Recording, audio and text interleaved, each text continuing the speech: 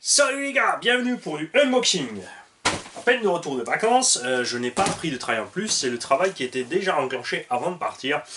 Pour vous dire que, bon ça c'est pas mal goupillé, hein, c'est pas grave, je fais un peu ce que je veux. On a encore ici le shrapnel de Mimol Mi-Dur à réviser. Il est déjà propre mais il est à réviser. On a un Hyper SC8 du Petit Poulet qui est à réviser. J'ai ici une machine à réviser. J'ai le X-Max de Monsieur Manubourg qui a un problème de reading à checker, voir ce qui se passe là-dedans. Et j'ai 2-3 petits engins encore à préparer pour des gens qui me l'avaient demandé depuis longtemps. Donc je suis toujours pas encore prêt de faire les miennes. Parce qu'après tout ça, donc là aussi on a à peu près encore 6-7 véhicules qui sont pas bons à faire. Après ça, je vais pouvoir faire toutes mes caisses. Enfin, il faut que je prépare encore le FTX Vantage. Pour Jean-Félix, je dois réviser le petit NC Racing, je dois préparer la petite DT03 Tamiya, enfin préparer, elle est prête, tu me diras, elle n'a rien à faire.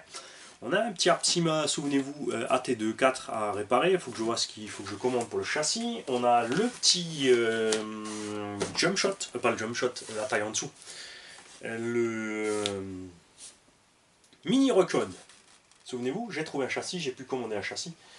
Là, par contre, là vous voyez la différence de prix un petit peu, puisque pour le châssis avec les frais de port, on arrive en France à 30 €. À 35 €, tu as un châssis de X-Max avec les frais de port. Là, c'est un châssis de petit HP mini machin. Donc je l'ai pris en Angleterre, là je m'en tire à 22 €. Je suis chauvin, mais il ne faut pas pousser. Ensuite, nous aurons à réparer le Hyper MT Sport Plus 2. Il faudra rouler le MT Sport Plus 2 avec le Sen Reaper, avec le X-Max. J'ai le petit Rustler à préparer, j'ai le petit Slash à préparer, je dois réviser mon Bodies, je dois préparer mon TRX4, je dois préparer ma Banggood mobile. Nous devons opérer Tigrou et lui implanter un diff central. J'ai des tests de pneumatiques à faire. J'ai un Slayer à monter en brushless ici. Je dois vous faire des vidéos avec la Audi caméra inboard avec le FPV. Enfin le FPV, vous allez voir. Je ne sais pas si vous aurez déjà eu la vidéo entre temps de unboxing des radios. Donc ça va venir. Un petit truc pour vous. Nous avons la modif à faire sur le Ninko et Maxime Carson Dirty Attack, etc. Puisqu'on a un moteur plus gros, on a un support moteur plus gros pour que cette voiture soit vraiment viable. Remettre en route la Burn Machine Cobra, puisqu'on a sorti des pièces pour utiliser sur d'autres machines. Donc là, j'ai récupéré des pièces, on va pouvoir la remonter. Elle était en 8, on la passe en 12, puisqu'on a de la part de Mathieu Totoli une tonne de pneus à fumer. Il va y avoir du travail, je vous le dis. J'ai toujours mon Hyperstar à monter. Et il me reste encore des carreaux incassables du lot à vendre. Il me reste du RMO et 2-3 autres trucs. Je vous ferai une petite vidéo à part.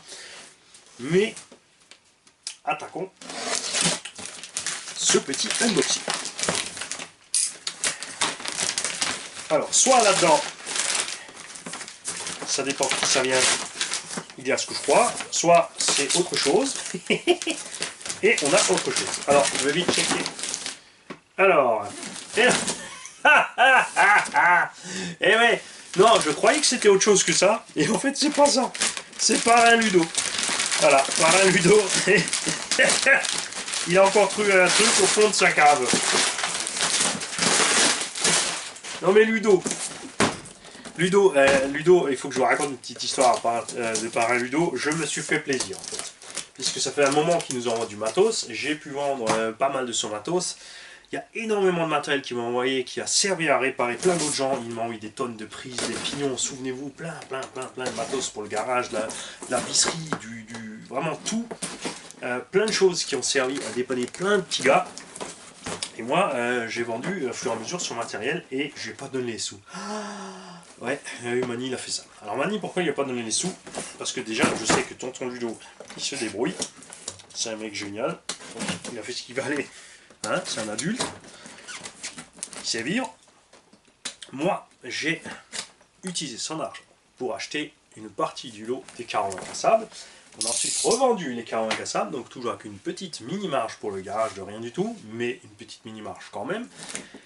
Et j'ai utilisé cette marge pour lui gonfler son pactole, tout simplement, pour pouvoir rattraper son coup avec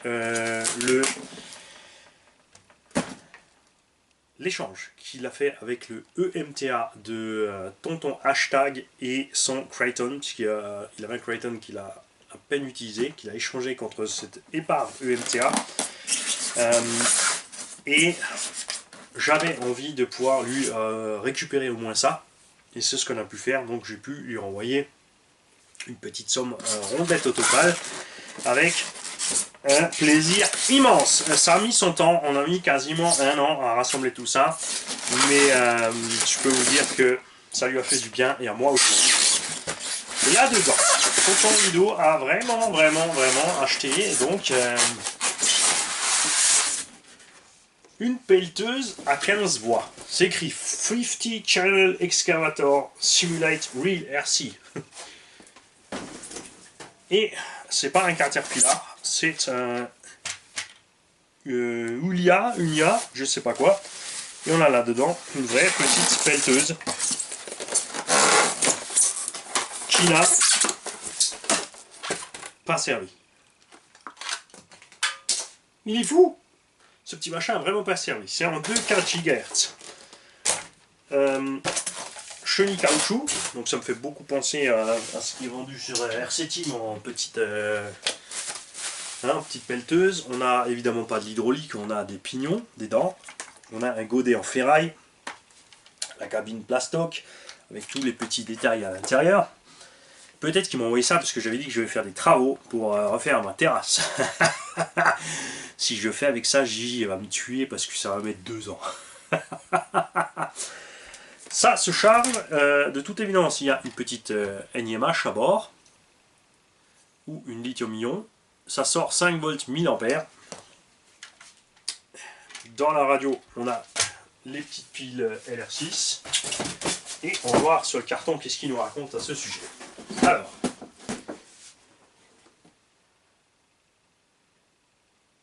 on a 2 moteurs sur les chenilles. On peut tourner la tourelle à 360. On peut utiliser donc l'élévation ici, l'extension ici et l'inclinaison du godet. Et effectivement, c'est une batterie 7,2 volts qui a là dans l'engin. Évidemment, il y a une pelle en ferraille, mais bon, forcez pas avec. Hein, si t'es pas dans la terre déjà retourné par toi-même, ça risque pas de soulever grand chose. Hein. Ça peut tourner à 680 degrés, c'est-à-dire qu'il peut faire 2 tours sur lui-même, après il faut revenir en arrière. C'est donc bien...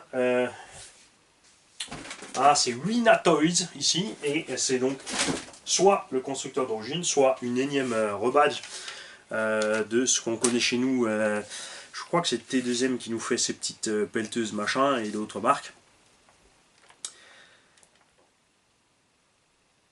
Nous irons tester ça.